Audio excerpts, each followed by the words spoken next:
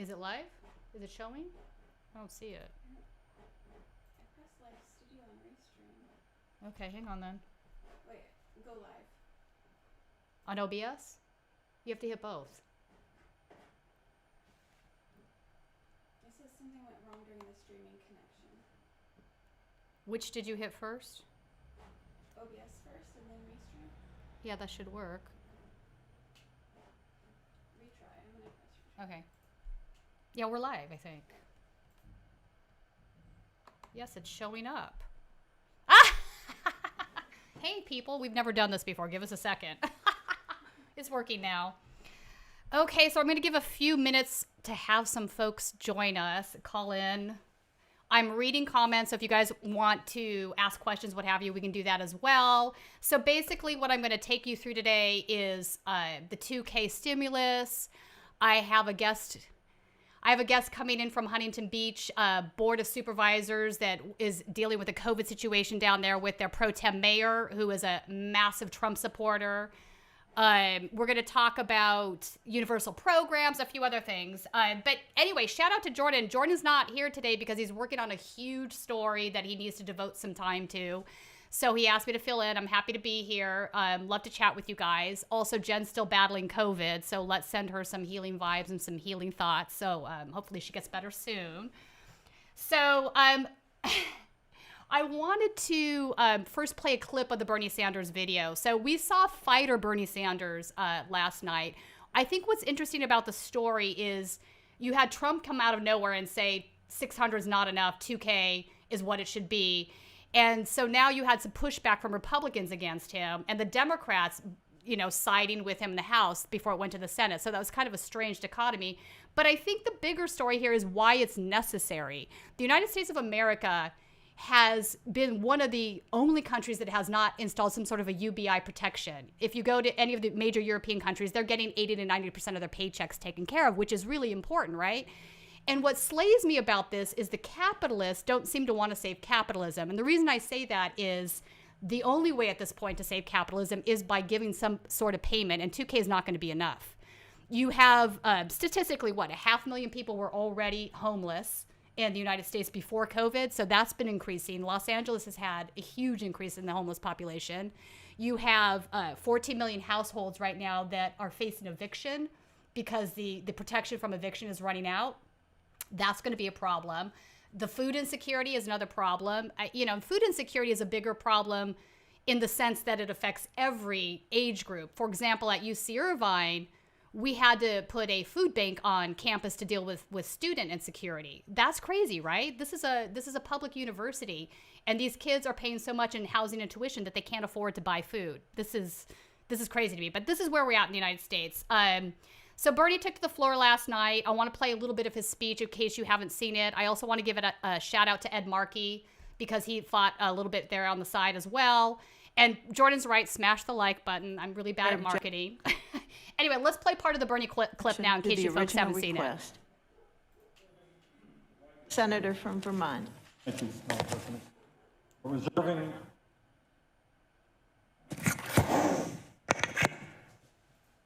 Reserving the right to object. We should all be very, very clear. Working class of this country today faces more economic desperation than at any time since the Great Depression of the 1930s.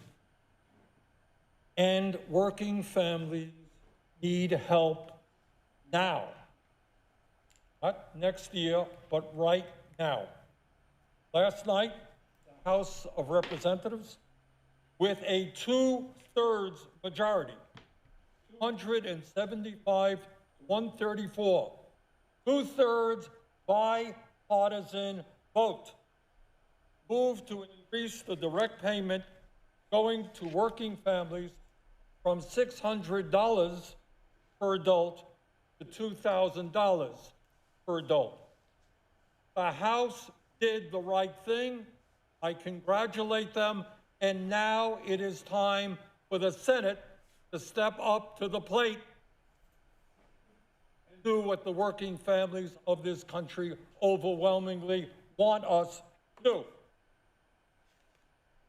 Madam President, as a result of the pandemic, tens of millions of Americans have lost their jobs and their incomes.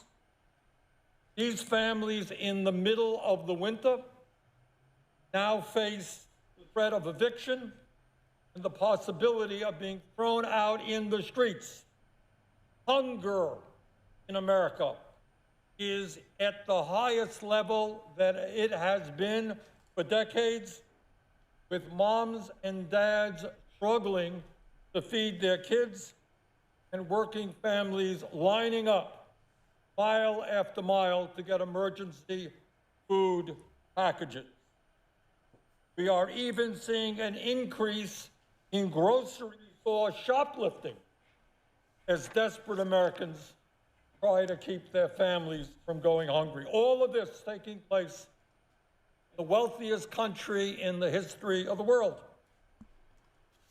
Madam President, over the last number of years, as I think everybody in America knows, Congress has provided massive tax breaks for the very wealthiest people in our country, which is one of the reasons why today we have more income and wealth inequality than any time since the 1920s.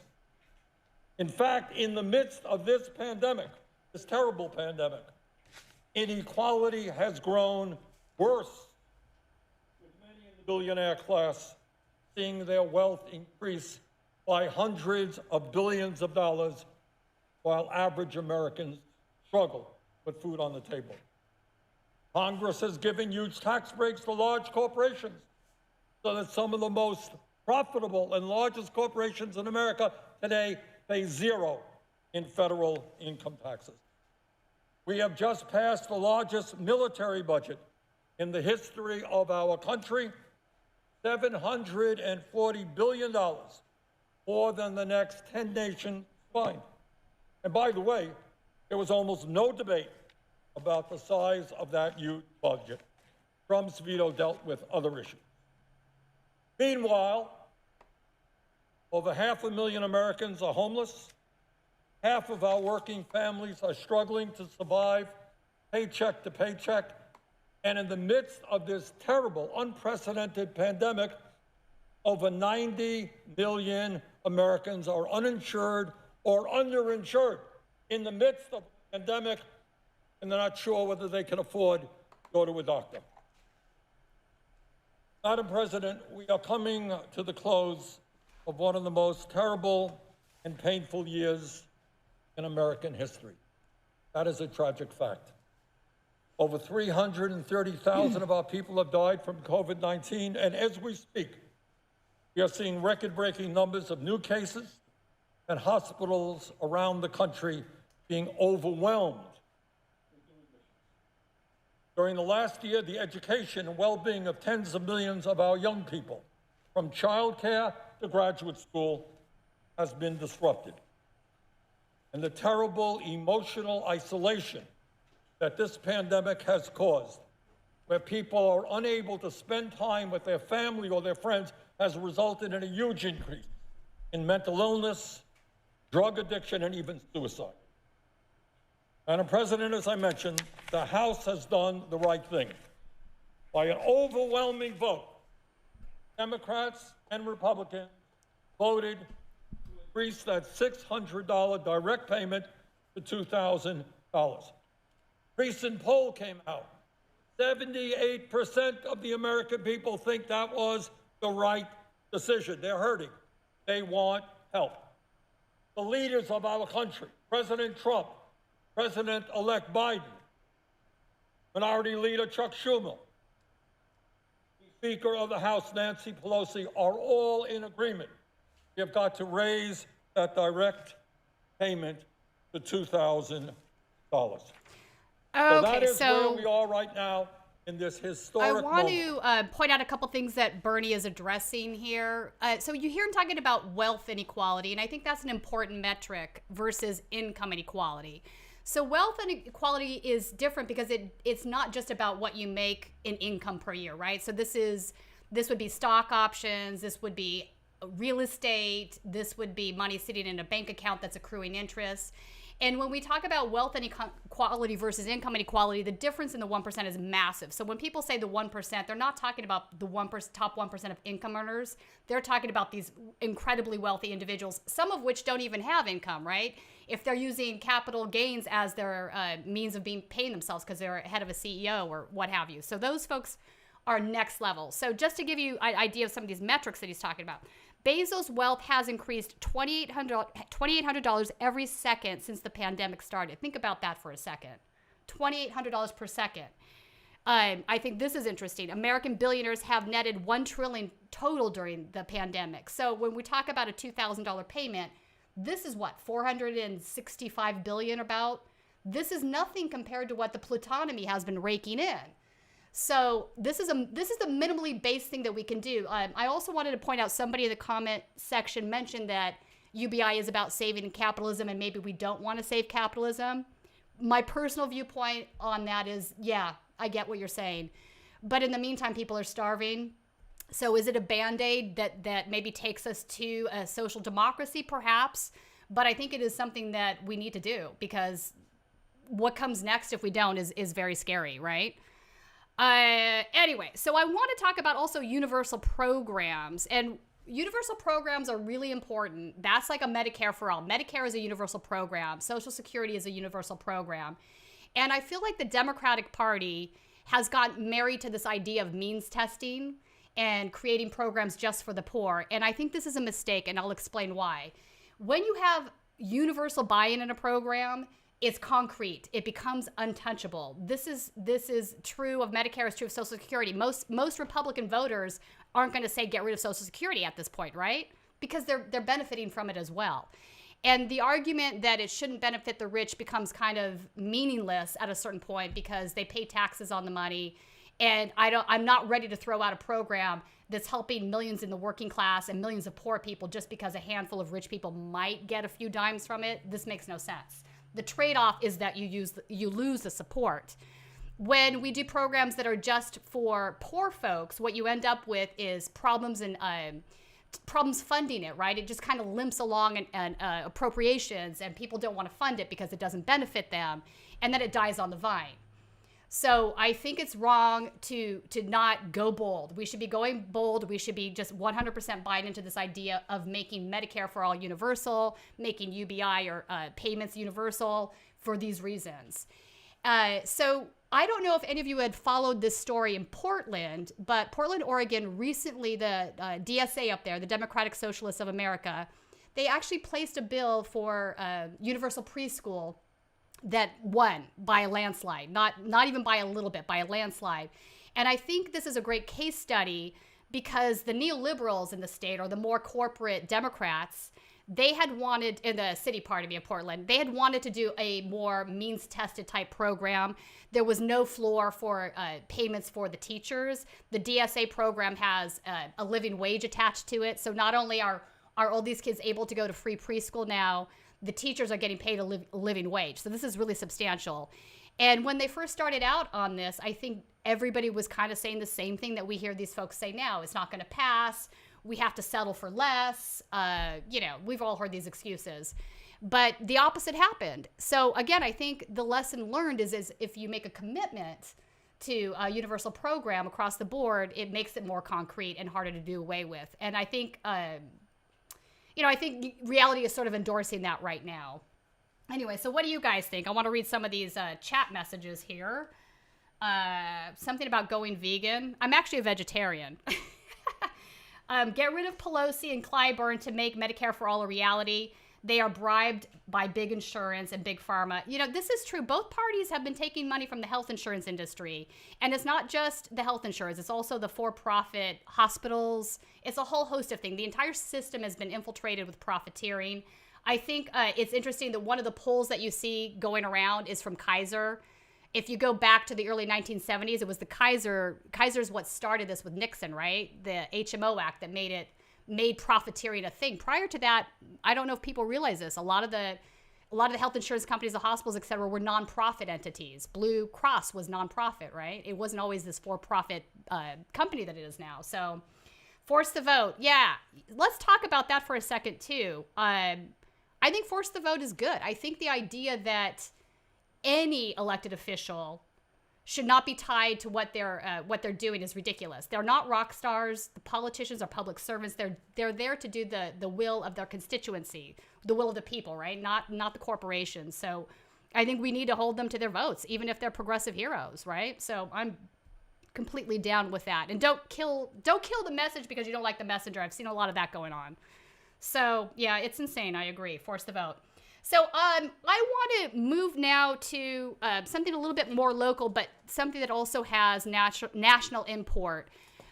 So we have Huntington Beach, California, which is in Orange County, is basically, it's been like a Nazi holdout for a long time. When I went to UC Irvine as a student, there was always these kind of surf Nazis that hung out there in Huntington Beach. And now here we are in 2020. It's been the home of RAM, which is sort of a white supremacy organization. You have a lot of Proud Boys that are down there. But because Trump is in office, they've been congregating there still, holding rallies. They're calling them Stop the Steal rallies, but really what they're advocating for is more of a coup. They don't believe that Biden won the election. They think there's massive voter fraud. And many of them are 3%ers, which is sort of this right-wing militia group. So you'll see a lot of these sloganeering going on where they're saying 1776 is now, we're the patriots. Your patriot duty is to put Trump back in office because he actually won. So about 2 weeks ago, Dana Rohrabacher was down there in Huntington Beach. He is the ex-congressman from that area. He was a congressman there for about 20 years. But then the minute he lost that, he moved back to Maine, but he came back out to make the speech that was, 1776, we're the patriots, take up arms against everybody. You know, some dangerous stuff, some dangerous rhetoric, if you ask me. But they also have Tito Ortiz, who is the pro tem mayor coming in. So Tito is, you might know Tito because he was a MMA fighter, and he's a huge Trump supporter. He was on The Apprentice for a while. But I think, has Gina called in yet? I'm going to bring in somebody that I wanted to talk with today about this because Gina is the president of the school board in Huntington Beach. So she's been dealing with a lot of pushback from the Trump supporters. She's had several Proud Boys show up at school board meetings. They've been harassing her. I've seen the videos.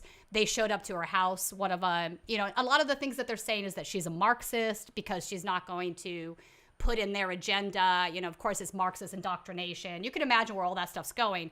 But she had an occurrence just a few days ago with Tito that I wanted to talk about. So Tito was basically, again, he's against wearing a mask. He thinks COVID is a hoax, all of that sort of thing. Is Gina with us? Okay, Gina's not with us yet. She's probably going to call in any second now. Don't you love live television? So that's all right. We can talk about something else in the meantime and come back to that. So on the subject of COVID, I'm sure you guys are paying attention to some of the data. Los Angeles has become a real hotbed for COVID. We have somebody dying of COVID every 10 minutes in the county. So that's pretty crazy. The population in the city is about 4 million. The population in the county, I think, is about 10 million. And then if you kind of spread out into the basin, it's about 12 million. So that gives you an idea of how bad the infections are. And we have still have a lot of Trump people running around refusing to wear masks. There were 2 folks, in fact, arrested in Burbank last week who were arrested for assaulting 3 black gay men that were walking down the street. There's a restaurant there called the Tin Horn Flats. And it's owned by a giant MAGA guy who also thinks COVID is a hoax. So he's been defying the shutdown. He's been fined by the county health department several times, but he's still staying open. But because he's doing that, all of these Trump folks are hanging out at the bar. So the other night, basically what happened was 2 of them, who I have seen personally at the Tahunga rallies, which is up in the northern part of California City or Los Angeles City. They've been down in Huntington Beach. I've seen them in Beverly Hills. So these guys are traveling around. 2 of them basically attacked these 3 gay black guys with a taser and a razor blade, sending one of them to the hospital with lacerations. So the Burbank Police Department arrested both of them for suspicion of assault with a deadly weapon. They have since been released because the DA hasn't decided to press charges yet, but the investigation's ongoing. But I think the point being here is this is the level of violence that we've been seeing where these guys just, you know, they go around and say they're the peaceful ones, right? Antifa's the bad, violent people. BLM's the bad, violent people. But the reality is that they're the bad, violent people doing these things, right? And they just don't want to accept that. So, wait, this is hilarious. Let COVID do its job on the people that do not believe. Fair, but the unfortunate reality is that innocent people get sort of, you know, sucked into that too. Anyway, so the other thing that happened is there's a very expensive restaurant that has been in Beverly Hills, I think, I don't know, over 50 years, called La Scala. It's where like rich and famous people go to hang out. They sent out an invitation secretly in their takeout bags last week where they were kind of feeling out planning a party on New Year's Eve to defy orders. I think we have a copy of the invitation so folks can see that. So now we have the Beverly Hills Police Department is actually investigating La Scala for doing this. Is it up? Yeah, so you can see that there. This is kind of mind-blowing that they would do this. So welcome back to the 20s prohibition. Speakeasy New Year's Eve dinner. We're considering, you know, doing this, blah, blah, blah. This is a total violation, right? Please let us know as soon as possible. Anyway, so this is the kind of attitude that we're seeing from Trump supporters in the city of LA, even though the data is really bad. I mean, one person every 10 minutes, it doesn't get worse than that. Our ICUs are over capacity. The data I saw this morning was that it's at 111%, which means we're 11% over capacity, which makes it even more deadly because then people can't get ventilators or beds if they get infected. So it's mind-numbing to me that folks aren't taking this seriously. It is serious. It's real. There's a new strain that they've now, seen in the UK that we now have our first case here in Colorado. So hopefully they're able to contain that. I know it's bad. Anyway, so Gina's still not here. I'll send her a little DM on that. In the meantime, I also wanted to share an interview I did with you folks a couple days ago. So I'm shifting gear now a little bit to talk about the police enforcement, law enforcement in the city of LA. We have the Los Angeles Sheriff's Department, which is separate from the Los Angeles Police Department. The LASD is far worse, far more egregious than the police department is. They've been involved with gangs. I'm sure you've heard about some of the talk about Alex Villanueva and the executioners and some of the other gangs. So these are like sub-gangs inside each division of the LASD. They, have tattoos. You might have seen the interview I did with Alex Salazar about this.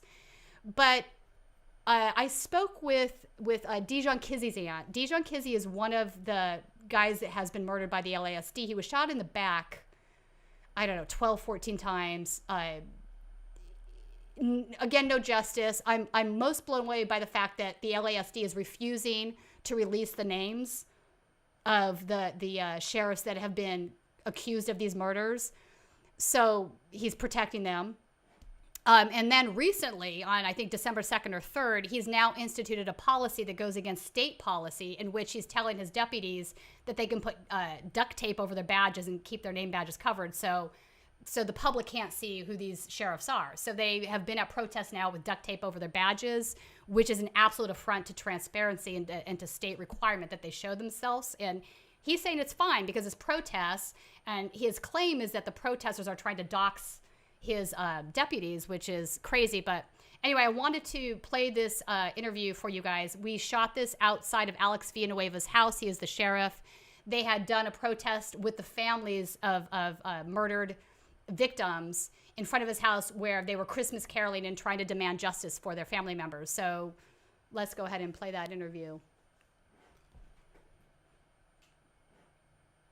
First, I just want to make a disclaimer that honestly, I do not celebrate Christmas. It's not one of my priority, but it is a priority to let an impact be known in our community, and also to Sheriff Villanueva and the sheriffs that work underneath him, that we have a loss in our families. For the people in the communities, we're lost our loved ones. We can't get them back. And basically what we want is we want accountability, and he won't give us that. We want the names of the deputies who killed our loved ones. And so that's basically why I'm here. That's why I protest. That's why I cry, I scream. I'm community activist trying to get results for people, not only my family, but other people who've been affected by police brutality. So I'm here today just to let him feel uncomfortable the way way we felt uncomfortable, and then also let it be shown that it's a peaceful way to get results rather than resorting to violence. Let me ask you this. Alex Villanueva actually campaigned as a leftist reformer. He campaigned as a Bernie crowd, a Bernie Sanders supporter. He acknowledged the existence of gangs, all of this stuff. And now it seems like he's not acknowledging any of that stuff. He's kind of turning a blind eye to it. How does that make you feel? Do you almost think that that's worse than the white supremacist that came before him, or do you also see him as a white supremacist that was lying while he was running for office? What do you know what I'm saying? What are your thoughts on that? Well, I could talk about that one for a while. So yes, I do believe that he already had those principles and those beliefs a little bit, but once he joined into and got deep into it, like any other gang or group or cult, once you're in and you can't get out. So he did have some of those beliefs going in, just wanting to be a part of. And I believe that's where some of the name calling of one of his used to be comrades came in, where people won't fall in and play that cultural because we're all together, we're going to do this. Same thing that cultures in the police department, we're going to cover each other lies up. And so I believe he might have had a good soul, but it's been tainted because he has to keep the secrets and the lies within. So I think it's a combination of things. I think that's fair. One of the things that they recently did is they made it a policy where these guys can now cover up their badges, which is egregious as fuck as far as I'm concerned. Right. What do you think of that? I think it's disgusting, and I think it's not right. They want transparency from us at all times, and the police have gangs within the police departments. And I also heard that a gentleman, I wouldn't know if he's a gentleman, but that's just the way my mom raised me. He had the gang emblem onto his uniform, and it was woven in like, this is who I am, because that was his gang. And he wanted to represent his gang because he's in the sheriff's and this is what I did, oh look at me. So I think a lot of things. So yeah, it's also about money. It's about money, power, and politics, but then also it's about that camaraderie of being able to do what we do. I'm the baby of 12, so I know about it. That's why I'm speaking about it. And I'm not going to tell on my brother. I'm not going to tell on my brother so my mom and my dad can whoop him. But if mom and dad finds out and they whoop him, then oh well. And if we all have to get it, then we all have to get it. And we'll all get that whooping, and we won't say anything. But this is different. We're talking about people dying. People's lives are being taken, and there's no accountability. Yeah, it almost seems to me, this is just my opinion at this point, it almost seems to me that he has zero control over the department. Even if he wanted to be a reformer, he doesn't have the balls to be the reformer. He doesn't have the capacity to do what needs to be done. My personal belief at this point is I don't think the sheriff's department can be reformed. I think they're beyond reform. I think they just need to be just eliminated. Do you think that's an extreme position, or would you agree? I do. I think that's extreme because we do need the police for certain duties, and I do believe there are good police officers. Hang on, let me clarify. I do think what I'm saying is get rid of the sheriff's department, but have local police departments instead. Like right now. Yes, absolutely. Because we have situations where people get into domestic situations with their lovers, and banks are being robbed. So we do need some type of control. But if we have an oversight committee that's from our communities, handpicked from our communities, nominated, then we have control over what they do. And it's not as if we want to, we just want democracy. It's not that we want to penalize everyone. We just want transparency, and we want what's fair for the people who have passed away. And where the record stands, only one person has gone to prison for killing someone. And we want the transparency. We want the names of the deputies who killed him. We won't have any problems with Villanueva at that point. Our attention and our energies will go somewhere else to seek justice for those. So if he doesn't want us at his door, he doesn't want us in front of the sheriff department, there's going to have to be some changes, and we won't stop. That's why the Los Angeles Coroner Department has stepped up and started saying, you know what, I know that this isn't right. When I examine these bodies, they're shot from the back. And so now it's becoming so, the evidence is so preponderous that it's oozing over the place. And no, Villanueva can't control it, and he doesn't have the savviness to do it. And I hate to compare him with Donald Trump, but same thing as Trump. They want the position, but they don't have the gravity to hold it. Let me just say this. Do you have any final words that you would like to, and you want to share? Just thank you to the good officers, the officers that don't participate in this. But I'm asking for them also to find covert ways to also help us. If you are an officer and you're a sheriff and you know that this isn't right and you have to be a part of that bound of silence, you can find creative ways to help us. Throw us a lifeline. If you have a heart, throw us a lifeline. Give us the names of the ones who killed our loved ones, and then we can sleep at night and we won't keep doing these crazy things. So that's pretty much, it in a nutshell. I have lost all faith in the department. They don't look out for us. We're looking for Gaston to do something great, That's all I'm saying. We're looking for it. I'm not really convinced with our meeting where he says he can't open up all the cases. There's over 700 cases, and it was only like 40 of us who showed up. And for him to tell us that I can't look into all the cases, that's a slap in the face. So we want to see something happen. He wanted the job, he got the job, so now do the job, dude. That's all I got to say. No one likes to look as if they don't know the answer, but in this situation they do. They know the answers. And once he knows that he gives us the police officers' names, that we're going to pursue them, and that's only right. It's only right. So why not? Yeah, he needs to be compelled to release his names. It's absolutely insane that he hasn't done that. That to me is a travesty of justice beyond compare, especially when he's arguing that he's for transparency. No, he's not. He's not. He's absolutely not. And I could go on for days on this too. Anyway.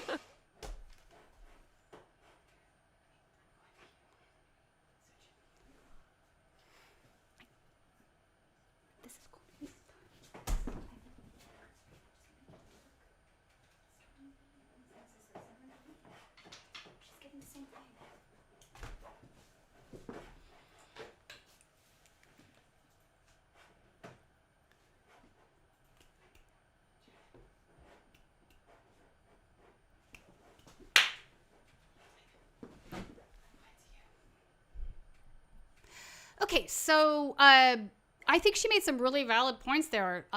You know, the LASD has not been transparent what they're doing. They've been very violent. I know some of you have watched some of the protest coverage that I shot. You know, activist Andy was shot up by the LASD in West Hollywood, and while I was filming that, they started intentionally shooting at me with red pepper bullets because they didn't want that recorded. So they've got a history of violence. They are not disclosing this information, I think, intentionally. I think what's really egregious about the situation, if folks don't know, Alex Villanueva actually campaigned as a Bernie-crat. His entire campaign was, I'm a leftist, I'm a Bernie-crat, I'm going to reform the sheriff's department, I'm going to bring transparency in, I'm going to get rid of the gangs. And it seems to me that not only has that not happened, he just doesn't seem to have control over the situation. I feel like he's being run roughshod by his deputies and has no intention of really fixing the problem. So my personal belief is that I don't think the sheriff's department can be reformed. I think it needs to be just disbanded and replaced. You know, maybe some people might think that that's an extremist position, but I've come to this decision only because I've been watching what they've been doing for a long time. And Alex Villanueva was more or less the last hope for reform that we had, I think, and that's proven to be just empty. There's nothing there. So my personal thoughts, what do you guys think? Nothing? Yes, healthcare is a basic human right. I agree with you there. I also think, you know, why does this matter on a national perspective? It matters because the Los Angeles Sheriff's Department is a really big law enforcement agency. It's not, it's big enough that it can have influence if they do reform on smaller agencies, right? So sometimes you just need a case study to get other people to look at something and to think outside of the box. And when the activists say defund the police, they're not talking about completely eliminating their budget. They're saying defund the excessive money that they're given to do things that they shouldn't be doing, right? I mean, buying the military equipment that they don't need, responding to health care calls. Why I say health care calls, I'm talking about mental illness issues, right? So why are we tasking the sheriff's department to respond to a mental health issue? That should be somebody that's well-trained for that. Oftentimes, these folks that are killed are in situations that would have been better served by a mental health individual. So we have a serious problem here in LA. I don't think that that's anything shocking. I think just it's shocking that we had a Bernie-crat run for office and has failed to bring any real transparency here. So the other person I wanted to talk about, I think we'll have Gina here in a second, so she's running a little bit late. I think the other thing I wanted to talk about was Alex Padilla. So Alex Padilla is our current Secretary of State. I know many of you know that. And I know many of you probably realize that he's taken Kamala Harris's position in the Senate. So why does this matter? Alex, I'm not a fan of Alex. Alex has been embroiled in lots of corruption, and he has been named the poster child for election integrity by the Democratic Party. So, and those two things aren't necessarily coherent. And let me explain why I'm saying that. So before Alex Padilla, we had somebody in office called Deborah Bowen. Her name was Deborah Bowen. Deborah was fabulous. She was really into election integrity. That was her thing. She decertified several of our voting systems because she was concerned about election integrity. She was concerned that there was no paper trail on some of the machines, not all of them. She was concerned that they could easily be hacked, whatever else you want to say to that. Not that there's any evidence that that's actually happened, but she had concerns. So she decertified these systems. She was very much interested in creating a paper trail across the board, which has become necessary. And Alex, when he first went into office, recertified a lot of the same systems. So that was the first thing he did that kind of was like, Alex, I'm not okay with that. And I think we can all recognize something here. There's a difference between voter fraud, election fraud, voter suppression, voter irregularities. And I want to make my position really clear. I do not think that there has been mass election fraud in the 2020 election. I think the opposite is true. I think with when it comes to Trump, every court case we've had, we've gotten more information. We know, for example, the Pennsylvania moved to a paper trail system in 2020 that they did not have in 2016, which made their elections more secure. So there's a host of things going on here. Do we have voter irregularities? Absolutely. Do we have party machinations that create tremendous amount of voter suppression? We absolutely do. In the state of California primary, we saw that happening. Provisional ballots are a prime example. You folks have heard about those, right? This is something that the California state does. Well, we have evidence that several of the poll workers were told to give NPP voters, which are no party preference voters, they were told to be given provisional ballots to vote with, which is not true. They should be given what they call a crossover ballot because the Democratic Party allows NPP voters to vote in their election. So why was that done? The Bernie Sanders campaign, I think it's important to recognize, registered almost 1 million new voters in the state of California in 2016. So all of these things are a form of voter suppression. They're wrong. They need to be addressed. But that's not quite the same thing as voter fraud, right? We're not talking about people voting that shouldn't be voting. So those are two. I just wanted to clarify that. So recently, though, he's found himself embroiled in another scandal. This is October 2020. Betty Yee, who is our controller, has rejected paying some invoices that he had accrued from SKD Knickerbocker. So if you don't know who they are, they're a public affairs firm. They're a lobbyist firm, per se, and they're managed by one of the Biden campaign staffers, Anita Dunn. So she was doing these what he is saying is public service announcements on how to vote. He hired her company to do these, and obviously this is corruption. You can get into the weeds on that, but it's obviously corruption. So the controller rejected paying these invoices, but now the problem is he's handed ammunition to the Republican Party in the state.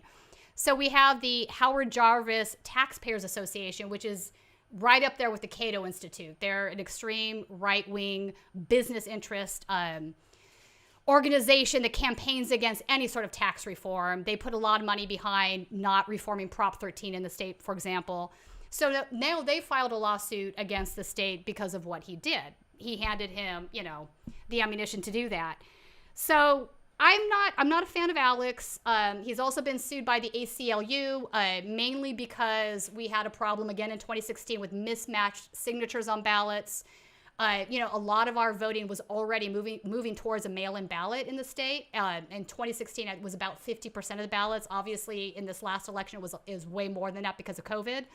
But if you had an old signature on file in the office and the worker would look at the mail-in ballot and try to match it, the signature, if they didn't think it matched, they could toss the ballot out. And they did that.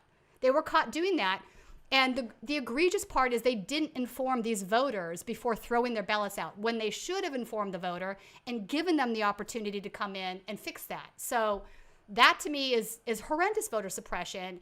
So how this guy can be put forth as an example of pure voter integrity is beyond me. But alas, here we are. So Gina is with us now. I'm going to bring Gina in. And we're going to talk about Tito Ortiz and what happened down there.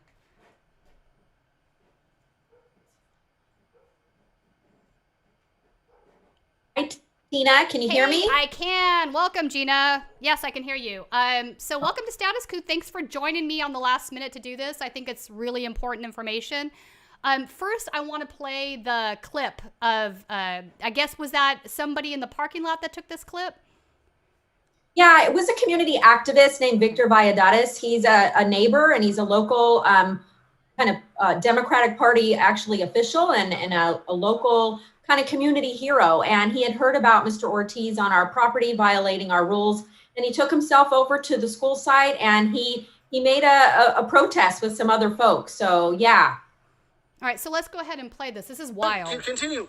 I'm not talking to you. Yeah. I'm talking to him. You're in my way. Get out, homie. Hey. Get out.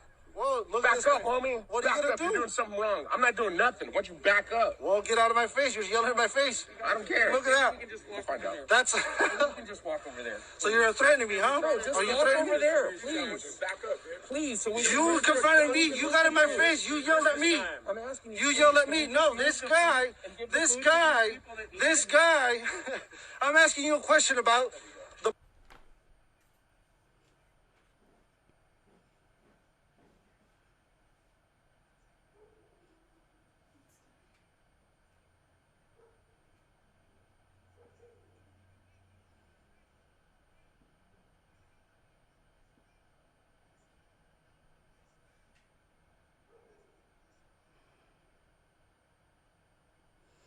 So that is, okay, couple of things. It looks like he gets really close to this guy's face because you see part of the camera and it's just focusing on his mouth, which is incredibly dangerous right now. What happened there? Well, what happened there is, when Mr. Valladares showed up to kind of lodge his protests against the really unsafe Mr. Tito Ortiz, who's now, unfortunately, the mayor pro tem of Huntington Beach. So basically, that's like the vice mayor, right? So it's the next in command. It's like your Mike Pence to your Donald Trump, Okay. if that makes any sense. Okay, so if the mayor, who happens to be a woman and happens to be a Democrat named Kim Carr, and we can get to her later because I have a couple problems with her. She's sort of elevating Tito Ortiz. How inappropriate, right? Yeah. So anyway, Mr. Ortiz won the election, and okay, rightfully so. And he takes his seat of power, so to speak. And then he decides that he's going to go out into the community and he's going to do some, I guess, charity work is how he coined it. And he said, I'm going to go and give these folks in Oakview, which happens to be a predominantly Latino community, with a really high percentage of undocumented neighbors, residents in the Oakview community. And as you probably know, Mr. Ortiz has been a very strong proponent of Donald Trump's wall. And he's been out there at rallies going, build that wall. And what a guy like that has any business doing in a neighborhood in Oakview is just, it's kind of astonishing, isn't it, really? Yeah. And look, he may have his ideas about immigration, but I'll tell you what, most of us, and those of us in charge of the school district and the overseers of these children and the fiduciaries of these children, there are children, there are babies. I don't care what country they're from or what documentation their parents have or what status they have. Don't come into our neighborhood and pretend to care and use children as a photo op for yourself, okay? Because you come into the neighborhood and you're handing out hams and turkeys, which I don't know if you know this, but in Mexican culture, people don't eat hams and turkeys at Christmas time. So even that is culturally insensitive. He shows up giving out food without the school district's permission, comes onto our property, and he's unmasked. We have a very strict pandemic safety protocol on the Ocean View School District grounds. Everybody has to have a mask on at all times. And Mr. Ortiz knows this because his children attend the Ocean View School District in another school over in the Huntington Beach Harbor. Okay. So he's well aware of the fact that he should have had his mask on. He simply just refused because he's a pandemic denier. Yeah. His first meeting at the Huntington Beach City Council, he called it a plandemic. How inappropriate. That's not what a leader does. When you take the seat of leadership, you should act like a leader. Okay. And so what he did was he came to Huntington Beach. He came to this community in Oakview, and he decides he's going to hand out food unmasked. And I see this eruption happen on Facebook Live, and I'm at the Westminster Mall shopping for Christmas. Yeah. And it's like, Gina, come to the school quickly. And so, of course, I head over to the school. And what I come across and what I come to find is Mr. Valladares and Mr. Ortiz having this very heated exchange. But what's really concerning is that Mr. Ortiz is a professional fighter. Yeah, He he's is an MMT fighter, right? He's an MMA. Oh, MMA, sorry. MMT, like nice economic Freudian slip there. Yeah, he's a UFC legend. Okay, Yeah, he's in the Hall of Fame. He's a big name in fighting. And for a guy like this to be flustered over a simple community activist who's protesting him, buddy, you better get tough real quick, Mr. Ortiz, because I'll tell you what, you're going to take a lot more beatings than this politically, and you have to be able to take it. Politics is not for the thin-skinned, but apparently Tito Ortiz has paper thin skin. Yeah. So when I showed up, I just said, hey, look, back it up. Everybody, cooler heads need to prevail. You're not going to act up on our property. And furthermore, you're not going to go unmasked on our property. You're not going to do these things. He was leaning into baby carriages. Oh. He was leaning into cars, and he was giving out food with no mask on. This is a guy that says, masks don't work.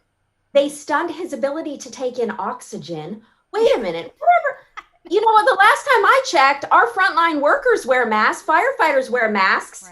Right. Military, when they wear, fresh air gear or the gear that they wear to go out into situations where there's, weapons of mass destruction and all these things in war zones, in war theater. And he is not even as tough as our soldiers, our Marines, our sailors, and our Air Force. Is he that much of a coward? And he calls himself a patriot? I'll tell you what, having fun of it. So, Gina, he calls himself a patriot, and it's interesting you bring that up. I was at so they're still having these Stop the Steal rallies there in front of the pier every Saturday.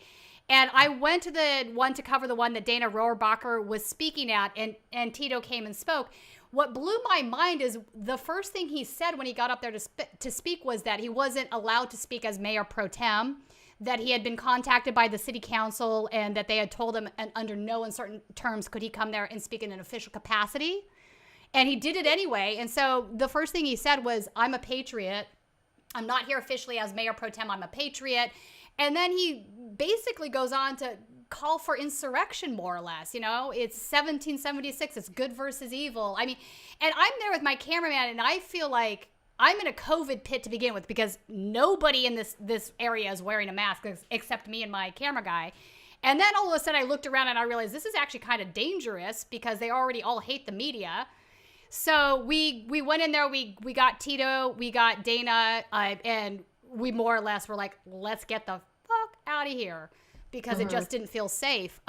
These folks really believe. One of the things that I heard one of the persons say was that there was 9 million votes cast that were not real votes, which is, there's absolutely no evidence for this. This is just crazy stuff, crazy talk. A lot of Proud Boys there. What's the situation with Proud Boys in Huntington Beach? I know I've seen some video where they've attended your school board meeting and harassed you. You're indoctrinating the kids with Marxism or some stuff. What's that about? Yeah, starting back in, I guess it was 2017, some folks in town didn't like what I was doing in the protection of our Oakview community, where there was an open air trash dump, an 18-acre transfer station with open raw garbage sitting out in the open air and affecting the children and the teachers at that school site. Right. And the trash was literally flowing across the street. The stench was out, just terrible. And because a lot of these neighbors are undocumented, or because they don't have the ability to vote, when you don't have the right to vote, you don't have a voice, according to the city of Huntington Beach, unfortunately. And so I became Victor, actually, Valladares, Oscar Rodriguez, and we became sort of the de facto voices of those living in the shadows. Those who don't have a voice. And some folks in town, I would say, and I'm going to just call them this, the alt-right, took it upon themselves to create a situation, a very dangerous situation, where they made me their object of ire, their object of aggression. And they called in the local Proud Boy unit of Orange County and LA County. And they were coming to our board meetings and they were threatening me. And, you know, some of this is filmed and this is a public information. It's public knowledge because all of our board meetings are publicly recorded. Right. And they were making outrageous statements at the microphone and threatening me. I ended up having to get a restraining order against one of them, the ringleader. And it's who just is that? That's the Baked Alaska or someone else? No, Baked Alaska has been sort of a kind of side story to this, but the guy that I ended up having to get a restraining order against is a guy named Chuck Johnson, a local Huntington Beach guy. Base who was a Skywalker? No, but Base Skywalker, he showed up as well multiple times. He has followed me. He videotapes me. And that's fine. Hey, this is America. I'm an elected official. I can take the heat, unlike Tito Ortiz. When people film me, I don't even sweat it. But what is not right, what is not First Amendment speech, is when someone is threatening you with threats of violence. And that's exactly what these people were doing. Talking about, I'm going to take an axe to your head. I'm going to hurt you. I'm going to hurt your children. Saying all kinds of defamatory things about me that are just outrageous. Okay. Saying that they're going to send a pipe bomb to the school board meeting. I mean, here's the reality. HBPD had to get involved. The FBI has been involved. It's gotten out of control. So we had Skywalker. Yes, Base Skywalker, who's Luke Dennis. He was there harassing. Luke Dennis. Oh, holy moly. Okay, so that Right? guy, I have that guy on video at another Trump rally using the N-word multiple times, saying F off, N-word, you know, to a guy next to me that I got on film. Yeah, so that guy is particularly bad news. So who are some of the other players? Baked Alaska is a neo-Nazi. I have seen him use the 1488 slogan, which is the 14 words about white genocide, securing a future for our white children, and the 88 represents Heil Hitler. So he's a literal neo-Nazi. Who are some of the other players? Some of the other players are Johnny Benitez. He was the lead. Johnny Benitez is the leader of the OC Proud Boys. Right. He had come and he's come to harass me multiple times at the board meetings. These people all were writing harassing things and inciting violence against me online. Raymond Herrera of the Minutemen. He's a 3%er, no? Yes, he is. Yeah. He is as well. And you know what? Many others. Kim Sorgente, who's absolutely just bad news. Another right-wing militia individual. Yeah, and then there's Antonio Foreman, and there's all of these sort of neo-Nazis, the Proud Boys. And you know what? They're trying to use whatever little shred of, I guess they think, legitimacy they have to say that their position is okay. What's wrong with sticking up for European culture and white race? Listen, there's nothing wrong with being proud, with being European heritage. I am of European heritage. I'm a dual citizen of Italy. I have Irish relatives. But you know what? That doesn't give me the right to go out there and say that we're the best or we're superior. What kind of reality are these people living in? Yeah. Ridiculous. It is ridiculous. And it just slays me that Huntington Beach is still has a problem with this. You know, back in the early 90s when I was at UC Irvine as an undergrad student, there were Nazi surfers in Huntington Beach at that time. It wasn't, you would see guys with swastika tattoos. And I can't believe here we are in 2020. Well, I mean, I guess I can believe it's just always never gone away. Let me ask you this, though, Gina. You got elected in this district, which is phenomenal. So how is it that this district can elect somebody like you and then also harbor these individuals and elect somebody like Tito? Because obviously these are the folks that elected Tito. They are the same folks that elected Tito. Isn't it fascinating? Yeah. I happen to be one of the only elected Democrats in the city of Huntington Beach, and I'm the only elected Democrat on my board of trustees. The other four are Republicans, and they're wonderful people. Look, party affiliation does not make you.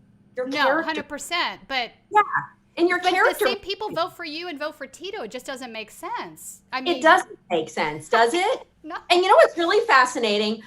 my colleagues on my board, these 4 Republicans, have made me their leader. I've been president of the board 4 times. Right. So look, there are Republicans, there are Democrats, and then there are extremists. And Tito Ortiz is not, he's not okay. He's an extremist. Yeah. He's a pandemic denier. He is a QAnon conspiracy. Oh, yeah, he's a huge QAnon guy, too. That's true. I saw some posts that were very QAnon oriented. I guess maybe at the end of the day, the Republicans that put you in office don't realize what an extremist he is, and they just probably voted the party line, not knowing. They're like, oh, he's a Republican, I'm going to vote for him. But I mean, this is really problematic. Well, here's the thing, though. You want to know what one of the real problems is? The Republican Party, they're called the OCGOP. The Republican Party of Orange County, they themselves are extreme. They endorsed Tito Ortiz, going into this, knowing what kind of a person he was. They are delinquents. I will say it here and now. They do not represent what true Republicanism is. They do not represent the party of Abraham Lincoln. These are people that need to get themselves together and realize that they're destroying their own party. But you know what? They're destroying their own party. Yeah, no, they absolutely are. But people like me, the Democrats, are going to gain from that because we are the party that actually cares about the people. I care about the people. Yeah. So let me ask you this, Gina. The Proud Boys that I see down there at the Huntington Beach rallies, and there's quite a few of them. I'm not talking about 5 or 6. There was an entire contingent of them in their black and white or black and yellow shirts when I was down there.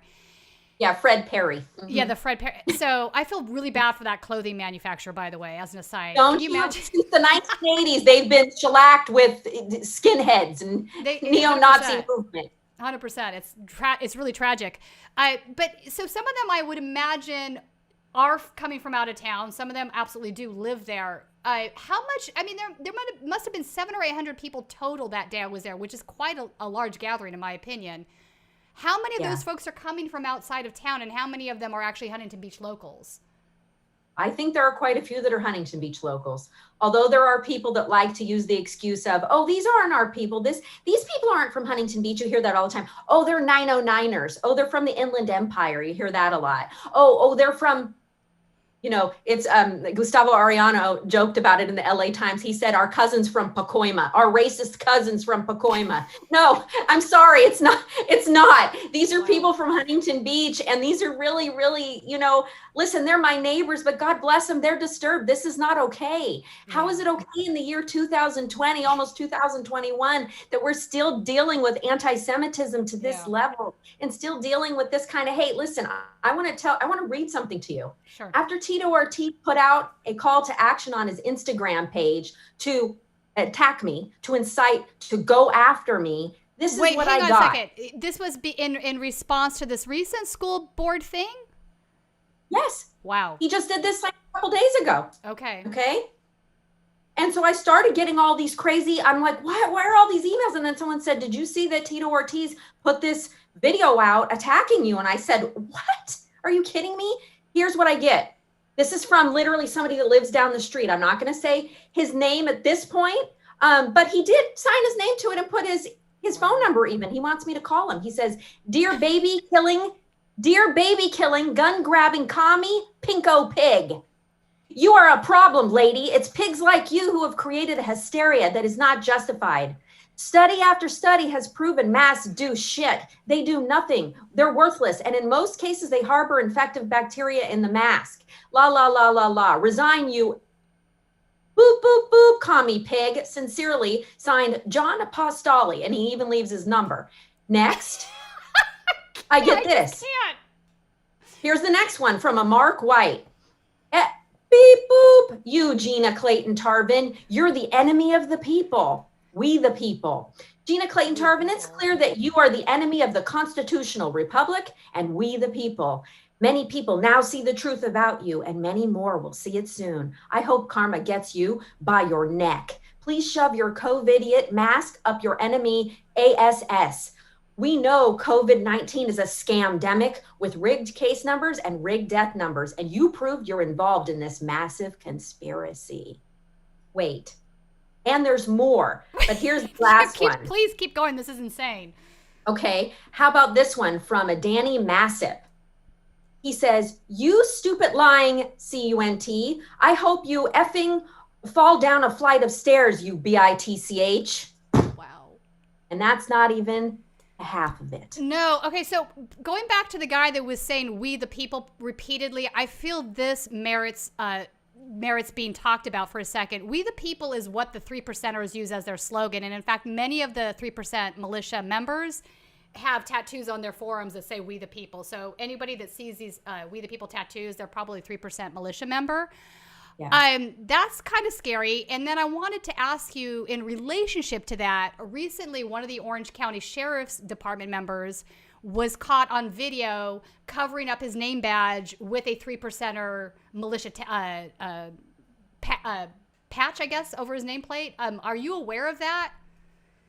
Yes, I am aware of that. I have seen that news report, and it's truly unfortunate because we count on our law enforcement to uphold the Constitution and to safeguard us from people exactly like that. So when we are looking at domestic terrorism groups and we're having our own, Orange County sheriffs being involved in something like that, what does that do to public trust? It completely destroys it. And it's really bad. And I hope that the Orange County Sheriff, Don Barnes, does something about it. But he's not releasing the deputy's name, and I think we need to know who that guy is. He should be fired. This is crossing a line. I also think we need to talk about the fact that these right-wing militia members, the 3%ers, and also the Proud Boys are obviously very pro-Trump. And when you've got guys like Tito Ortiz out there saying we need to take up arms, it's 1776, we need to fight for the Republic, we're the patriots. This is a very dangerous environment. It is a dangerous environment. What's really kind of weird and ironic and strange about all this, though, is if you saw the news last night, you saw that President Trump is now forming up with the Democrats. Yeah, I know. We talked about that at the start of the show. This is an interesting dichotomy. You're right. Let's talk about that for a second. So, we played the clip of Bernie Sanders talking about the reasons why the 2000K is really important. And he's absolutely correct on this. It's the best kind of fiery Bernie that we haven't seen in a while, who's back. But what was mind-numbing to me is that, these folks want to save capitalism. They're going to have to start ponying up a UBI. We have 14 million more evictions coming down the pike soon that these folks aren't going to be protected. People cannot pay their back rent. $600 isn't going to do it. So why are the neoliberals against it? Why is most of the GOP against it? And why are the progressives and Bernie Sanders types joining with a lot of these Republicans that are clearly seeing the problem as well? It's kind of a strange dichotomy that we see playing out here.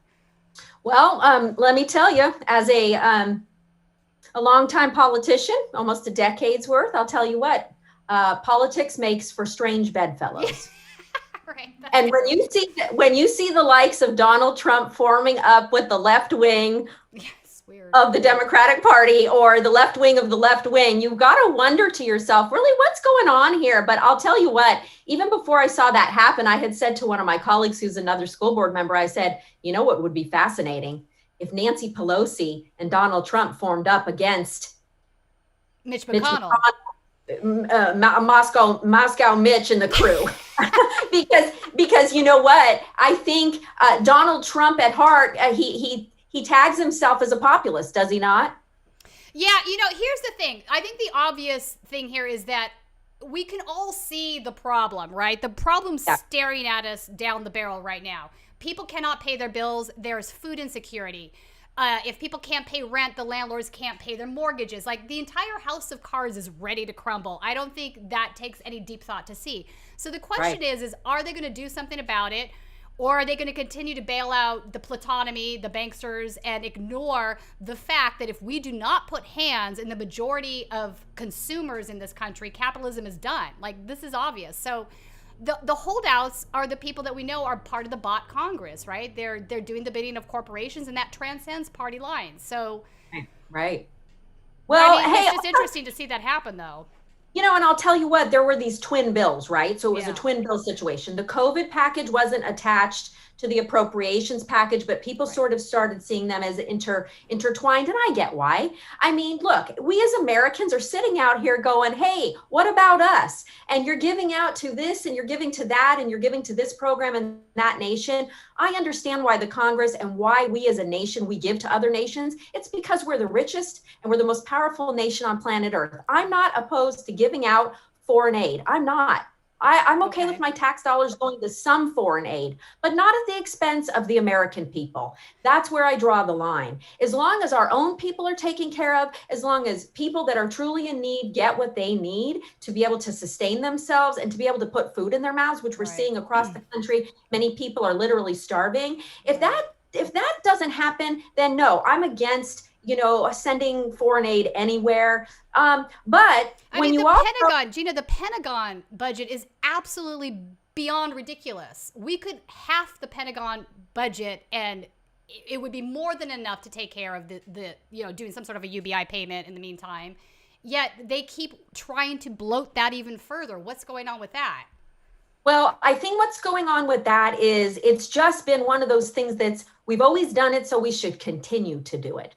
And look, I'm all about making sure that our nation is safe. I'm all about the fact that we obviously have to secure ourselves.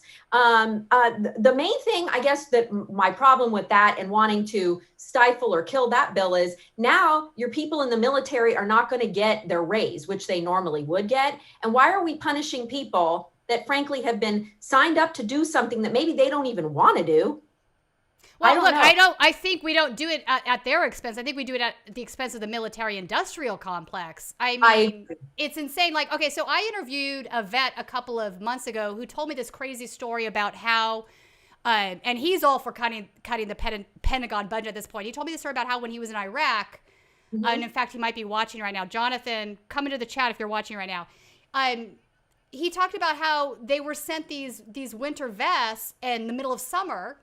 They didn't get them when they actually needed them when it was cold, and that they carried these things around for a couple of months before they just had to set them on fire in the middle of the desert because they couldn't carry around them anymore, which meant that they weren't going to have them in the upcoming winter again. So there's so much crazy stuff that goes on with the military-industrial complex, and I think, even you can go back to the Eisenhower speech when he predicted this would happen, decades ago, that we need to keep an eye on that, which we haven't done. So I think we can be against bloating that budget and be pro taking care of our vets because we're not taking care of them now. The VA is a hot mess. They're not getting the medical care that they need. They're not getting the mental health care that they need. I feel like we just have a jacked up level of priority going on. What do you think? I agree with you. And I think that the budgets for taking care of veterans that have served our nation is totally different than the budget that runs the active budget that runs the Pentagon. So yes, these are disconnected. And I think you're right. I think that we have to shift our priorities. What's our priority? This nation sends people into harm's way for freedom. Freedom of who? Freedom of what? Not freedom all has nations become sort of meaningless at this point because, I was looking through some of that because I'm working on a deeper piece now with the Proud Boys in law enforcement, but I was going through some of the Blue Leaks videos yesterday, and I came across what could only be described as an NSA training video for corporate executives.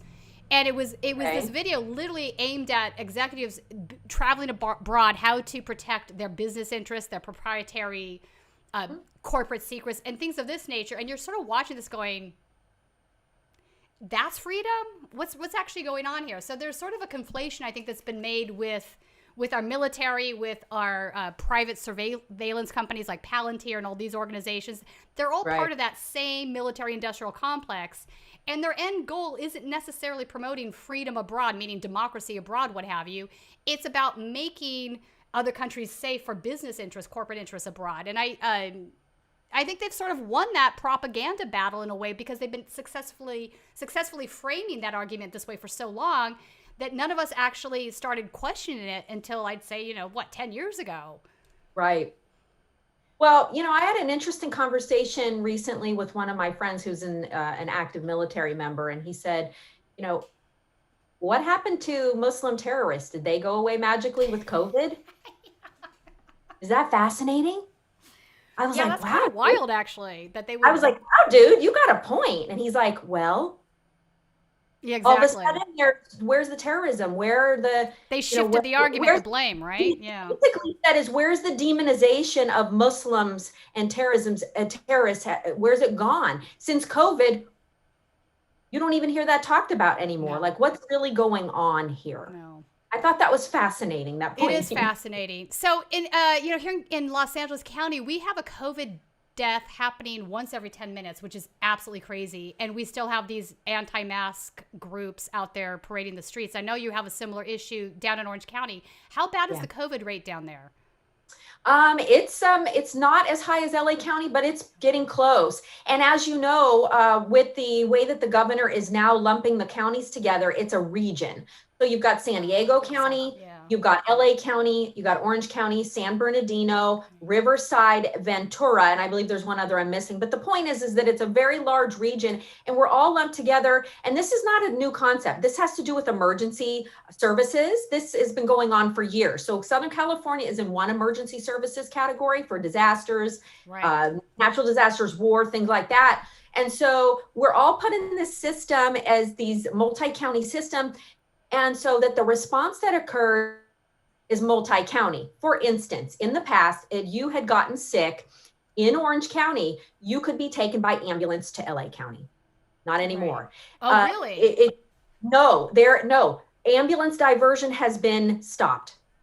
We're in a situation where it's almost like what was going on in New York City and in Italy at the beginning of the pandemic, where people were laying in hallways, where people were not getting emergency services because they literally couldn't get it at a certain hospital. And because you can't be diverted to another because they're so jam-packed and full, you end up laying in the hallway on a gurney in the hospital that you were originally taken to. That's scary. That's what's currently going on in Orange County. So what does this mean for all of us in the Southern California area? It just shows how truly interconnected we are because we're all relying on each other. Doesn't that tell anyone something here? Doesn't that tell everybody? Yeah. It's so simple. Put on a mask when you're around other people, follow the health orders so that we can get out of this pandemic. The vaccinations are coming.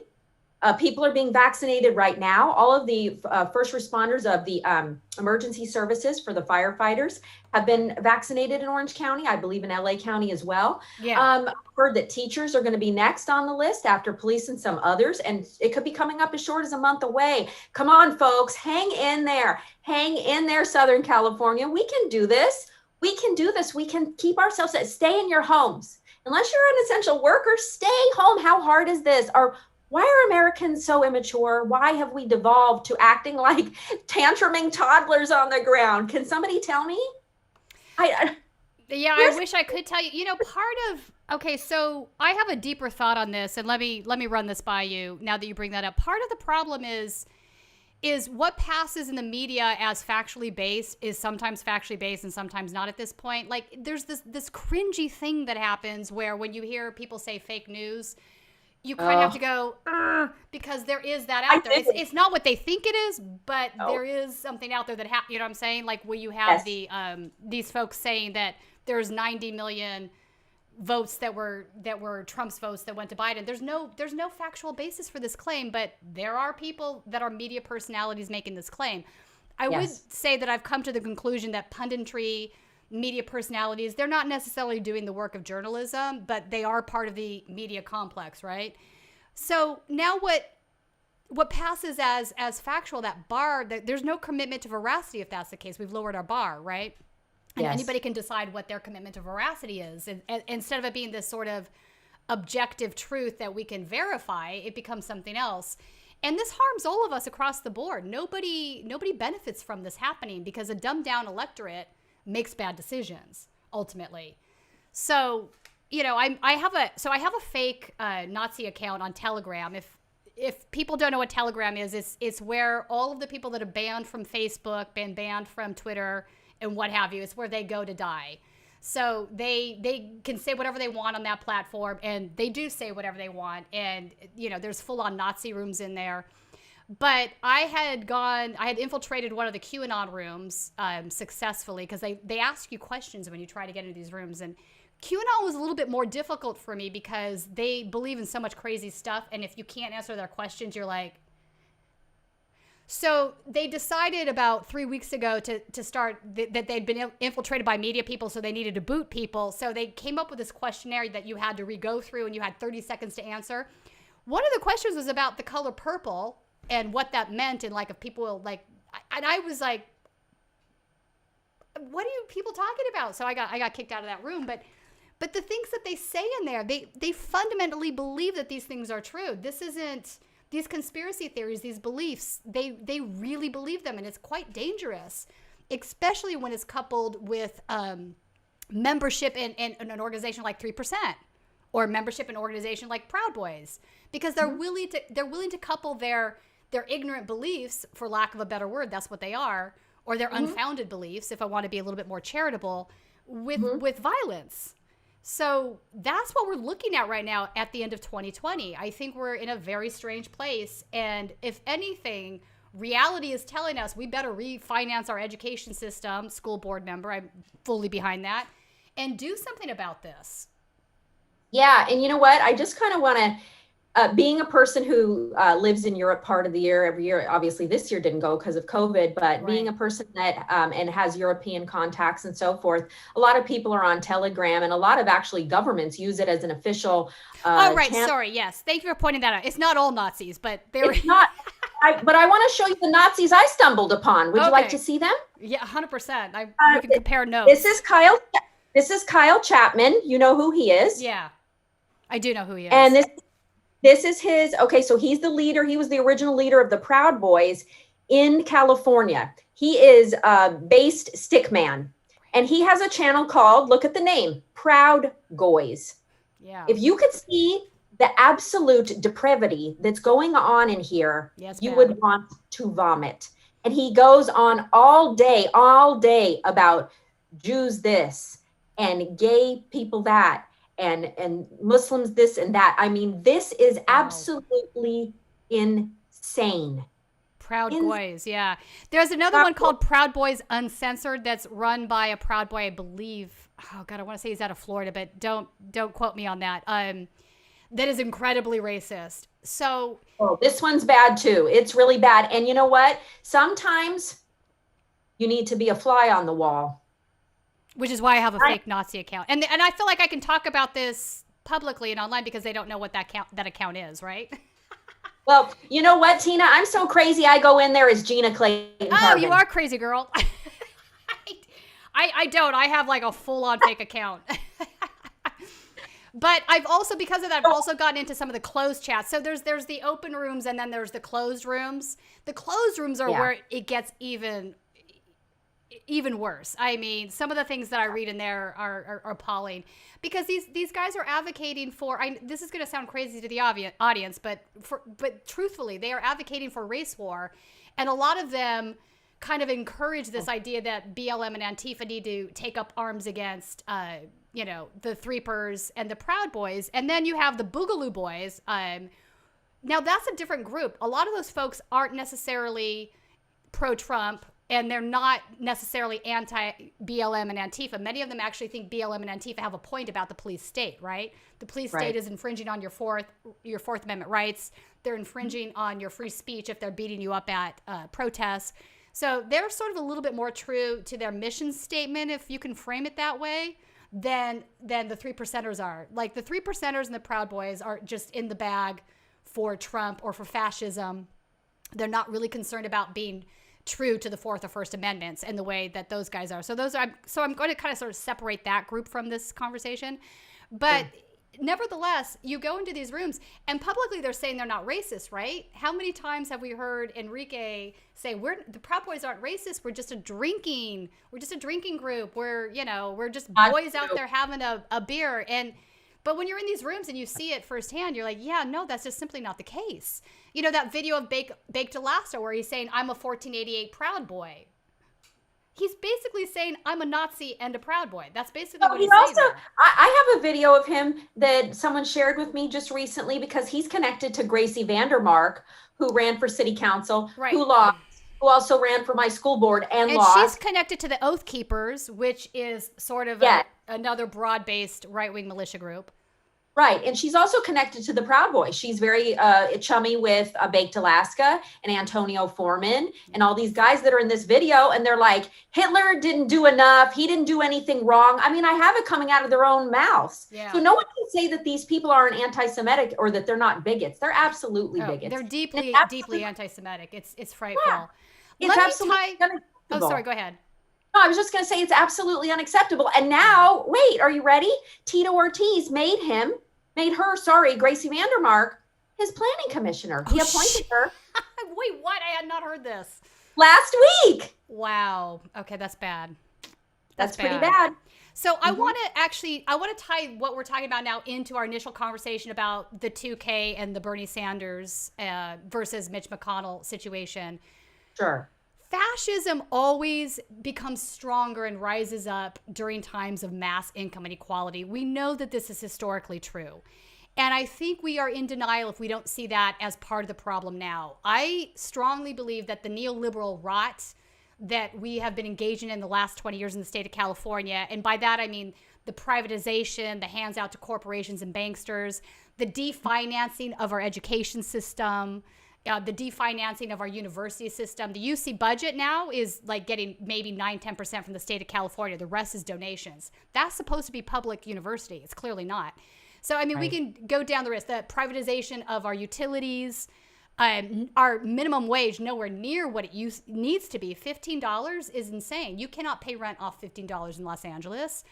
So I think all of these things are contributing factors to the more blatant Nazism that we're seeing, the rise of the Proud Boys and other groups such as this. Mm-hmm. Because when you're in their Telegram rooms, one of the main themes that I see running through them again and again is they will often make the same arguments about income inequality and wealth inequality that the left is making. They see the problem. They're saying you're getting screwed over by these corporations in a bot Congress. Minimum wage isn't high enough. The same thing. They're making the same arguments. Their solution, however, is based in racism. That's what they turn to instead. We turn to the other side and say, no, Bernie Sanders is right. We need to fight for this. We need to, change the Platonomy's rules, not let them get away with rigging the system anymore. But what they're doing is turning to fascism. And I think what worries me is if we don't do something about the income and wealth inequality in the country, if we don't do something about it, what comes next is far worse than Trump. And believe me, there is worse than Trump. And what comes next is not only worse, it's more competent. So what are your thoughts on that? Well, I'll tell you, it's interesting you bring that up because many years ago, like I said before, politics makes for strange bedfellows. And I have always had a fairly decent relationship with my Republican colleagues or, people in town that are lean to the right. And I obviously don't, although I was raised in a Republican household, conservative family in San Diego County. But I made friends with a councilman, Eric Peterson, and Eric has always been a guy who's a leader in the Tea Party. And Eric and I, for years had a very good relationship, and we worked on issues together. And he always stuck up for what was right. He was anti-corporation. He was a guy that said, "Look, we got to take care of people." He stuck up for the Oakview community when we had that dispute over the trash dump. But Eric made a really, really astute observation one time. And he said this to me. He said, "Gina, sometimes the true left and the real right circle around and they knock heads and they run into each other." I said, "What do you?" He goes, "Sometimes we're like together on issues. It's so crazy, about, desalinization plant where we're against that together. There's some issues." But he said, the problem in America is you've got the uniparty. The uniparty, the corporate, the Platonomy. Okay, yeah. Okay, the neoliberals, right. the corporate neoliberals, neoconservatives are really the same group. Yeah. That's what Eric said. And you know what? Eric and I don't agree on much, but I'll tell you what, he and I agreed on that. And I said, isn't it funny how sometimes issues make people collide. Yeah. Issues make people come together too. And maybe that's the solution for America. Maybe we need to start looking at things in an issue-driven way instead of a partisan way. Maybe if we start seeing each other as human beings and instead of enemies, maybe we can heal our nation. Yeah. I don't know what the answer is. I don't know, but me personally, I'm never going to stop fighting against those in our society that wrong others and that are bigots, that are doing things that are signaling or sicking people on others because of the color of their skin or their ethnicity or whatever. I'm never going to stop no matter what. And I don't think any of us should. I think one thing we should all have in common in this country is a set of values that says what makes America America. Right. Yeah. It's not being separate, it's being together. Yeah, so I want to sort of go to the chat now. I've been trying to look for questions. Somebody asked about fires. Interestingly enough, the fires did die up, and then they came back a week ago. We had a couple because we had Santa Ana winds come in, but they're not a huge problem right now in this moment. Thank goodness. But if I'm missing any questions in the chat that I'm not seeing, I'm trying to scroll through. Go ahead and ask them again, I guess. There's probably a better way to sort this. I just don't know how. So, wow, there's a lot of comments here. So somebody's making a point about wage increases not being, not keeping pace with productivity, which is true. If minimum wage had kept pace with productivity, and we would be seeing, what, $26, $27 an hour. This is absolutely fundamentally true. Well, let me tell you a story, folks. Back in 92, 93, I'm giving away my age right now, but when I was an undergrad student at UC Irvine, my part-time job while I was an undergrad student there, I was getting paid $16 an hour. What does that tell you? $16 an hour in 1992. Here we are 2020, and we're arguing whether the fight for 15? I'm sorry, that ship sailed. It should be fight for 30 or something. You know what I'm saying? I agree with you 100%. If you look at the disparity, look, nobody can live in Southern California, not just LA County, but anywhere in Southern California on $15 an hour. What is it that we really want as a nation? Do we want to have the haves and have-nots that we've always said that we don't have in America? To have a great middle class, is that really truly what we want? It doesn't seem that way in California. But it is where we are, right? It is where we are. 100%. And that's why I've always been, let me tell you what I am. Besides being a politician, my first job, my only job I've really held my whole life is I'm a classroom teacher in LA County. Right. I teach in Southeast LA County, and I've always been a leader in my labor union. I served as the vice president, as the secretary for many years. And you know what? Work union, live better. That saying still matters. It still counts. Hey, it's okay to demand equal, pay for work you're doing. It is right, and it is righteous to say, I'm doing this work and I deserve to be compensated. Don't let anybody ever tell you you're not worth the labor that you're doing. You're worth every cent and more. That's the key. I agree. So Jasper is making a point. I've never made more than $12 an hour in my life. That's absolutely frightful to me because my niece is making $15 an hour and she's in college right now. And when I told her I made 16, her hair caught on fire. But this is true. This is actually the truth. Dave has a question for you, Gina, that I think is something we touched on briefly, but I think it is a fascinating question as well. Can you ask what it is in people that make them vote for someone like you, Gina, but then also vote for Tito? It's so wild to me. Okay, I actually think I know what it is because I've heard from some other people about this. One of my employees called me this morning and was asking about something, and she said, Gina, I know sometimes you make decisions that maybe ruffle feathers or some things that politics are not right with the community, she said, but people keep voting for you for one major reason, because you don't just talk about it, you do it. You get it done. And I think people see me as a person that no matter what, I'll get you. I'll get it done. If you're wrong, I'll come for you. If you're right, I'll give you the accolades. if there's somebody getting polluted, if there's somebody getting deported, if there's somebody being persecuted that shouldn't be, I'll come out there. You know what? When we had that trash dump infecting and affecting and polluting our 1,000 school children and our 100 teachers over in Huntington Beach and Surf City, right here in the heart of Surf City, I'll tell you what, we got out there, marched down the streets, and I said, if I have to chain myself to the fence of this trash dump so you people will do something, you bet I'm going to do it. I'm a politician that's also an activist. And I think that people see that. And maybe people see that in Tito Ortiz. Honestly, I don't know. Yeah, but it is wild. It's wild. It's just wild because he's really an extreme example. You know, and he was on The Apprentice too. So I think that's how he initially probably met Donald Trump, right? I believe that is where he met him, because I think prior to that, Tito Ortiz had made statements that he actually didn't like Donald Trump. He was an anti-Trump guy. Really? And then, yes, I have a video of him where he's talking poorly about Donald Trump. That's interesting. And I thought, this is odd. And then he kind of flipped the script and he became a Trump guy. I'm only assuming because Trump gave him a job. Honestly, I don't know the answer to this. I don't talk to Mr. Ortiz. But his children do attend our school. So I try to be as respectful as I can to any parent of children in the Ocean View School District. I'm an honorable, elected official. But I do disagree with him on his ways and his philosophy and the things he's pushing. I think he is endangering our community. I do believe that. He's endangering our community. No, he absolutely is. He's advocating insurrection. I mean, it doesn't get any more scary than that. Some good comments coming in. Reagan changed the CPI for the wages. Where's that comment? That's true and a good comment. Here we go. OTR Trucker. Ronald Reagan changed the way we calculate inflation via the CPI so that only wages cause inflation. I think that's a good point, and I think there's a lot of other things that economists do that kind of paint a picture that's not necessarily accurate. Also, this is a good point.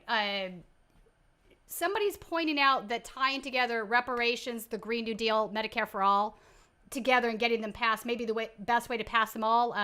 Jara Brown.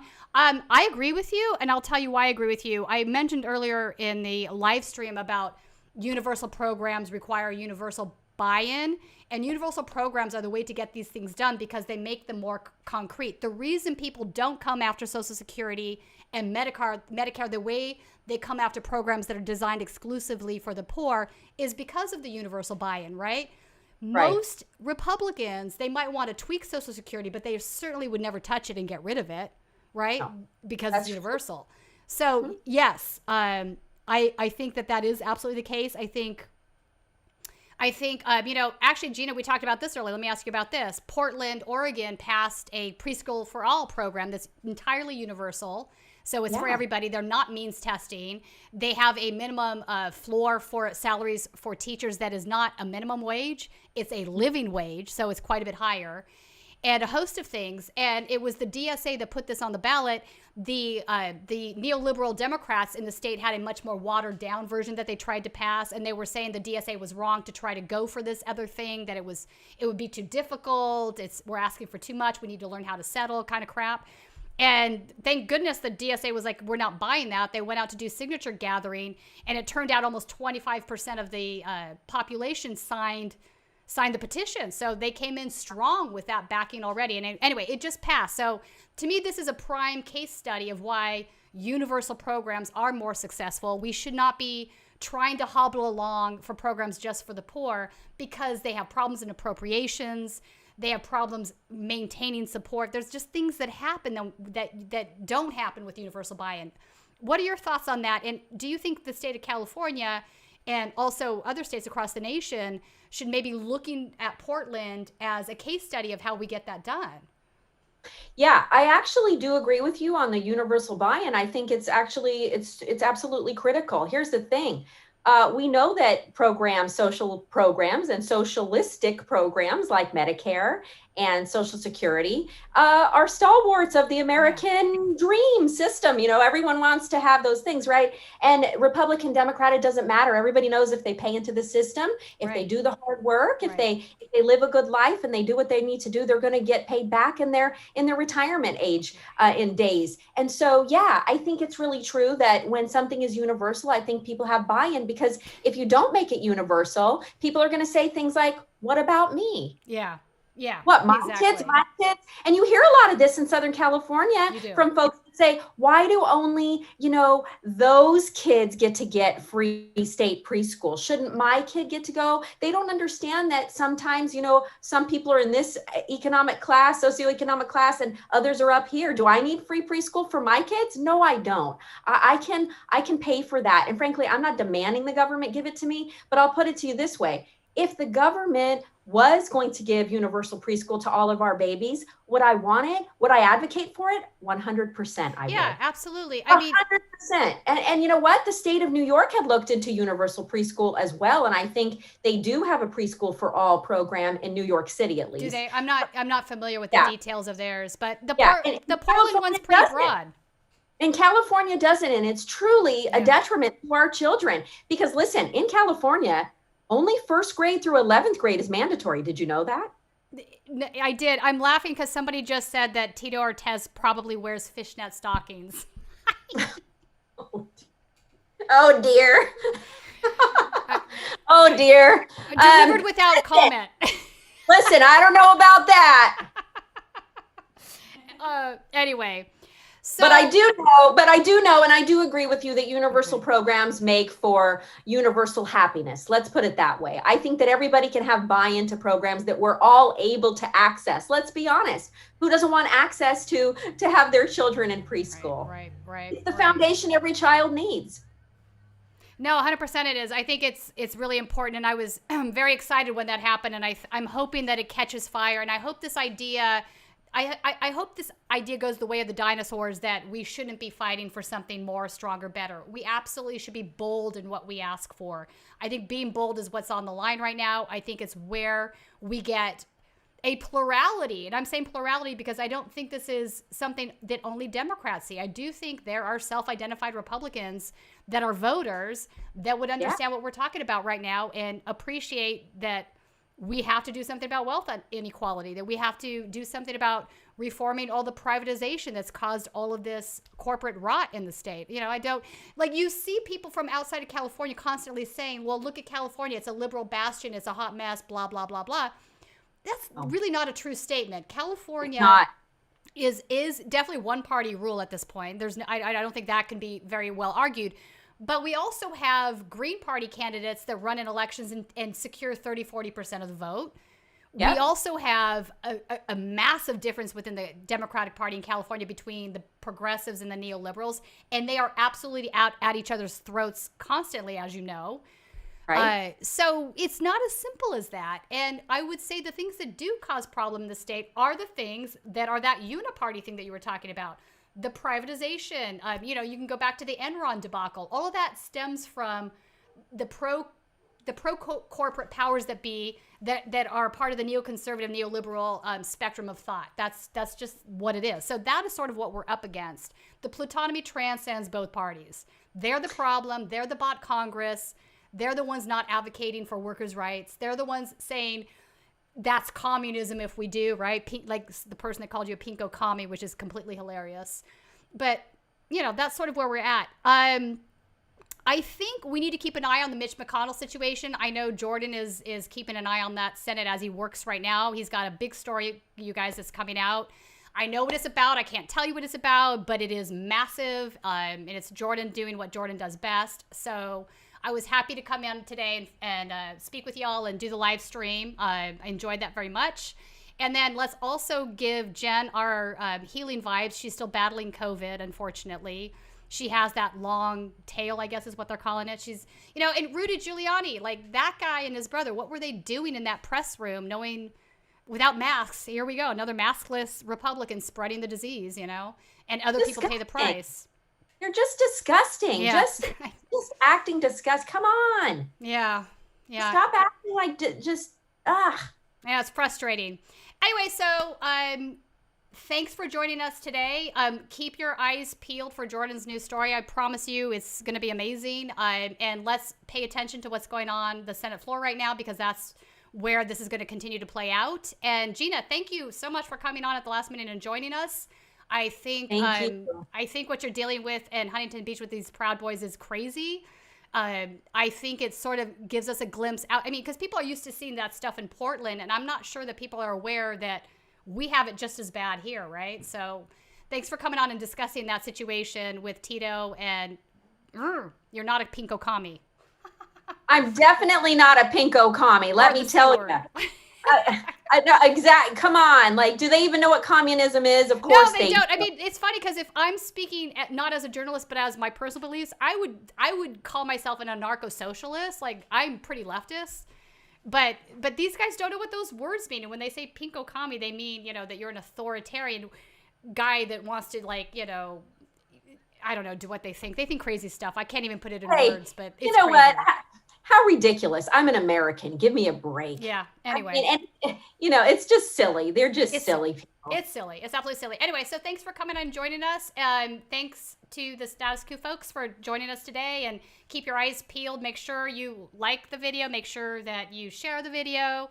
And also make sure that you sign up to be a member at statuscoup.com. It's like the best $5 you'll ever spend. It's what allows Jordan, Jen, and when I come out as a guest, it's what pays for all this stuff, right? So that stuff costs money. Anyway, thanks for joining us, and have a great afternoon, and make sure you keep your eyes peeled for Jordan's new piece. Will do. Thanks so much, Tina. I appreciate you. Keep up the great work that you do. Awesome. Thank you. All right. Take care.